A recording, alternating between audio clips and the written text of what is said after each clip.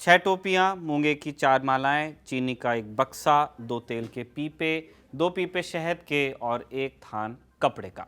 यह उन चीज़ों की लिस्ट जो वास्को डी गामा ने कालीकट में उतार कर वहाँ के राजा यानी जामोरिन को पेश की। जैसे ही दरबारियों ने देखा, सबकी हंसी छूट गई। दोनों के बीच ये पहली मुलाकात नहीं थी। 2 दिन पहले हुई पहली मुलाकात में जब वास्को डी गामा से पूछा गया था कि किस लिए आए हो, तो उसने जवाब दिया था कि मैं पुर्तगाल के राजा का प्रतिनिधि हूँ। पुर्तगाल के राजा के पास धन दौलत के भंडार हैं, उनके पास असीम दौलत हैं, उन्हें किसी भी चीज़ की कमी नहीं। उन्होंने मुझे भेजा है दूसरे देश के ईसाई राजाओं से संधि करने के लिए। पुर्तगाली जब पहली बार कलिकट में उतरे तो उन्हें लगा कि कलिकट में ईसाइयों का राज है। वो किस लिए, ये आगे बताएंगे। अभी के लिए बस इतना समझ लीजिए कि वास्को डी गामा ने जामोरिन के आगे दोस्ती का हाथ बढ़ाया, लेकिन जब तोहफे की बारी आई तो चिंदी सा माल पकड़ा दिया। जामोरिन, जिनके राज्य में धन कुबेरों का बसेरा था, तेल और शहद के चंद पीपों को देखकर बोले कि ये क्या है, तुम क्या ढूंढने आए हो, आदमी या पत्थर? लगता तो नहीं तुम आदमी ढूंढने आए हो, वरना सुल्तान के लिए कम से कम तोहफे में कुछ सोना चांदी जरूर लेकर आए होते। जामोरिन को चाहे पुर्तगालियों की बात समझ ना आई हो, लेकिन कालीकट में रह रहे अरब के व्यापारियों को अच्छे से पता था कि वास्को के भारत आने का मकसद क्या था। कुछ दिनों में उन्होंने जामोरिन के कान भर दिए कि राजा का प्रतिनिधि नहीं बल्कि कोई समुद्री लुटेरा है। मजबूरी में निराश होकर वास्को डी गामा को लौटना पड़ा। वास्को डी गामा एक और बार भारत आया, अपनी पहली यात्रा के 4 साल बाद, और अब की बार वो खाली हाथ नहीं आया। उसके साथ 20 जहाज और 1800 लोगों का जंगी बेड़ा था। नमस्कार, मेरा नाम है निखिल और आप देख रहे हैं तारीख, जिसमें हम सुनाते हैं उस तारीख से जुड़ी भारत की ऐतिहासिक कहानी। आज 8 जुलाई है और आज की तारीख का संबंध है वास्को डी गामा से।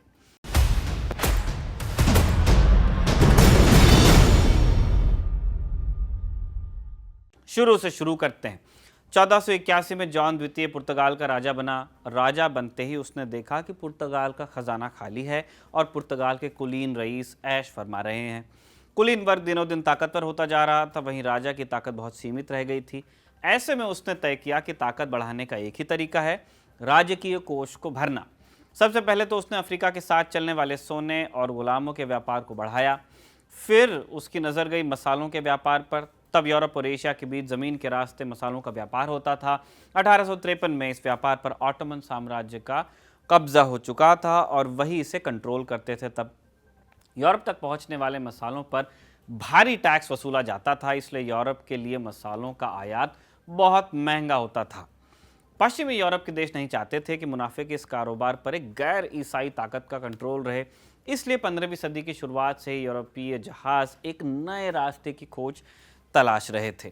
ज़मीन के अलावा दूसरा रास्ता था समंदर का। मैप पर देखेंगे तो दिखेगा कि इसके लिए पूरे अफ्रीकी महाद्वीप को पार करते हुए जाना था। इस रास्ते की खोज के लिए जॉन द्वितीय ने अपने 2 जासूसों को ज़मीनी रास्ते से भेजा। पेरो डी कोविला और अल्फांसो डी पाइवा नाम के ये 2 जासूस मिस्र और पूर्वी अफ्रीका होते हुए भारत तक के ट्रेड के रास्ते की खोजबीन करने पहुंचे। इसके बाद किंग जॉन ने बार्थोलोम्यू डियास नाम के एक जहाज़ी को रवाना किया समुद्र के रास्ते। Bartholomew Cape of Good Hope के रास्ते अफ्रीका के दक्षिणी छोर तक पहुंचा। वापस आकर उसने राजा को बताया कि अफ्रीका को पार कर एक समुद्री रास्ता उत्तर पूर्व की तरफ जाता है। इस बीच 1495 में मैनुअल प्रथम पुर्तगाल के राजा बने। उन्होंने राजा जॉन के काम को जारी रखा। एशिया तक समुद्री रास्ता खोजने के लिए उन्हें ज़रूरत लगी एक ऐसे जहाज़ी की जो लंबी दूरी तक ऐसे खतरनाक मिशंस को अंजाम देने के लिए तैयार हो और हुनरमंद भी। वॉयाज, यहाँ पे एंट्री हुई वास्को डी गामा की। वास्को डी गामा का जन्म 1460 से 1469 के बीच पुर्तगाल के साइनस शहर में हुआ था। इतना लंबा समय इसीलिए है क्योंकि मत अलग अलग हैं कि कब पैदाइश थी। उसके पिता शाही किले के कमांडर थे और माँ भी कुलीन वर्ग से आती थी। इसके चलते वास्को डी गामा को पुर्तगाली नौसेना में शामिल होने का मौका मिला। इस दौरान उसने बहुत नाम भी कमाया। नौसेना में रहने के दौरान वास्को डी गामा की पहचान पुर्तगाल के नामी जहाज़ियों से हुई, जिसके चलते उसने समुद्री यात्रा के बारे में अच्छा खासा ज्ञान प्राप्त कर लिया था। अभी तब की बात है जब आपके पास चार्ट्स और जीपीएस नहीं हुआ करता था, सैटेलाइट नेविगेशन नहीं हुआ करता था, और इसलिए अनुभव बहुत मैटर करता था सीफेरिंग में। किंग मैनुअल के आदेश पर आज ही के दिन यानी 8 जुलाई 1497 को वास्को डी गामा ने अपनी यात्रा शुरू की। वो अपने साथ 4 छोटे जहाज, 171 आदमी और 3 साल का राशन लेकर निकला। भारत तक पहुंचने और वहां से वापस लौटने की यात्रा की लंबाई लगभग इक्वेटर का एक चक्कर लगाने के बराबर थी। इसलिए इस यात्रा में उसने पुर्तगाल के सबसे माहिर जहाजियों को अपने साथ रखा। वास्को खुद साओ गैब्रियल नाम के जहाज का कमांडर था। इसके अलावा एक दूसरे जहाज साओ राफेल को उसका भाई पाओलो कमांड कर रहा था। यात्रा के पहले पड़ाव में उसे कोई दिक्कत नहीं हुई क्योंकि यह रास्ता जाना पहचाना था। दक्षिण पश्चिम अफ्रीका के देश सिएरा लियोन में उसने यात्रा का पहला चरण पूरा किया। इसके बाद इक्वेटर को पार करते हुए उसने लगभग 9000 किलोमीटर की दूरी 6 महीने में पूरी की और अफ्रीका के दक्षिणी छोर तक पहुंचा। तारीख थी 16 दिसंबर 1497। पिछला जहाजी बार्तोलोम्यू डियाज भी यहीं तक पहुंच पाया था, यानी इसके आगे की यात्रा पर पहली बार कोई यूरोपियन जहाज निकल रहा था।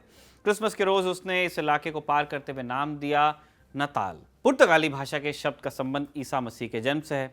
आगे यात्रा करते हुए वास्को डी गामा मोजाम्बिक द्वीप पर पहुंचा। तारीख थी 2 मार्च 1498। ये द्वीप अरब साम्राज्य के अधिकार में था और यह इलाका भारतीय महासागर में उनके ट्रेड रूट का एक महत्वपूर्ण हिस्सा था। मोजाम्बिक द्वीप पर रहने वाले अधिकतर मुसलमान थे।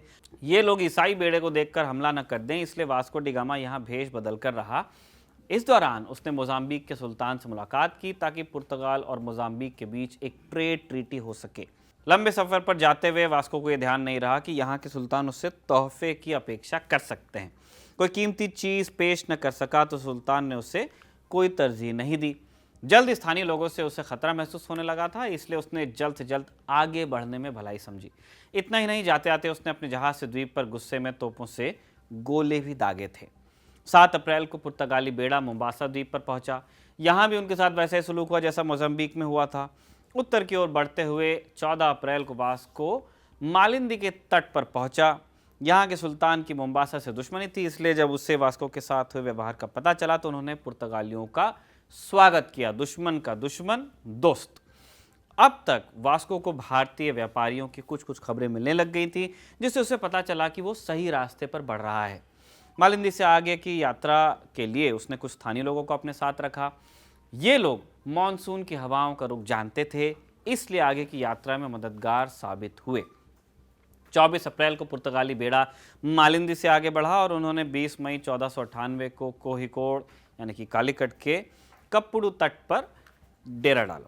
कालीकट में जब पुर्तगाली पहली बार उतरे तो उन्हें लगा कि यहाँ रहने वाले लोग ईसाई हैं। पुर्तगालियों की यात्रा डायरी में तब के कालीकट निवासियों का वर्णन कुछ इस तरह किया गया है। सांवले रंग के इन लोगों में से कुछ की बड़ी दाढ़ी और लंबे बाल हैं, जबकि अन्य अपने बालों को छोटा करते हैं या सिर मुंडवाते हैं। बालों का सिर्फ एक गुच्छा ताज पर रहता है, जिससे पता चलता है कि ये लोग ईसाई हैं। ये लोग कान भी छिदवाते हैं और उनमें बहुत सारा सोना पहन कर रखते हैं। ये लोग कमर तक नंगे होकर चलते हैं और कमर से नीचे एक महीन सा सूती कपड़ा पहनते हैं। लेकिन ऐसा सिर्फ सम्मानित लोगों के साथ है। इस देश की महिलाएं बदसूरत और छोटे कद की हैं। वो गले में सोने के बहुत से गहने, बाहों में कई कंगन और अपने पैर की उंगलियों पर कीमती पत्थरों से सजी अंगूठियां पहनती हैं। यहाँ सभी लोग अच्छे स्वभाव के हैं और पहली नज़र में वो लोभी और अज्ञानी जान पड़ते हैं।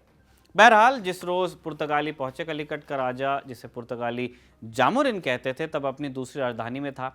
जब उसे खबर मिली कि एक विदेशी बेड़ा उसके राज्य के तट पर पहुंचा है तो तुरंत कालीकट आया और उसने वास्को डी गामा से मुलाकात की। इस मुलाकात के साथ ही वास्को डी गामा भारत तक समुद्री रास्ते की खोज में सफल हो गया था, लेकिन वो कालीकट और पुर्तगाल के बीच व्यापार समझौता कराने में नाकाम रहा। कालीकट के अरब व्यापारियों को डर था कि पुर्तगाली न सिर्फ मसालों के व्यापार पर कब्जा कर लेंगे, बल्कि यहाँ वो ईसाई धर्म के प्रचार प्रसार में भी कसर नहीं छोड़ेंगे, और इसलिए उन्होंने जामोरिन के कान भरने शुरू कर दिए। वास्को डी गामा जब जामोरिन के लिए कोई तोहफा नहीं पेश कर पाया तो जामोरिन ने उन्हें नज़रबंद कर दिया, सारे जहाज़ियों को। इसके बाद पुर्तगाली बेड़े से कहा गया कि वो तब तक नहीं निकल सकते जब तक वो अपना सारा का सारा सामान उतारकर उसे बेच नहीं देंगे और उससे राजा को टैक्स नहीं दे देंगे। इसके बाद मजबूरी में वास्को डी गामा को खाली हाथ लौटना पड़ा। आते हुए मानसूनी हवाएं उसका साथ दे रही थी, लेकिन जाते हुए उसके जहाज़ों को हवाओं के विपरीत तैरना पड़ा। नतीजतन वापस पुर्तगाल पहुंचने में उसे आने से 100 दिन ज़्यादा लगे।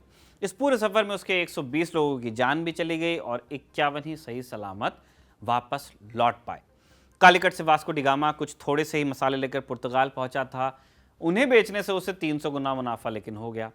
पुर्तगाल के लिए वो हीरो बन गया था। वास्को डी गामा की यात्रा के 2 साल बाद यानी साल 1501 में राजा मैनुअल ने जंगी जहाज़ों के 2 बेड़े भारत के लिए रवाना किए, लेकिन यहाँ पहुँचने तक उनकी हालत हो गई थी खस्ता। कालीकट के जामोरिन अब भी उनसे संधि के लिए तैयार नहीं थे, इसलिए इस बेड़े को भी खाली हाथ लौटना पड़ा।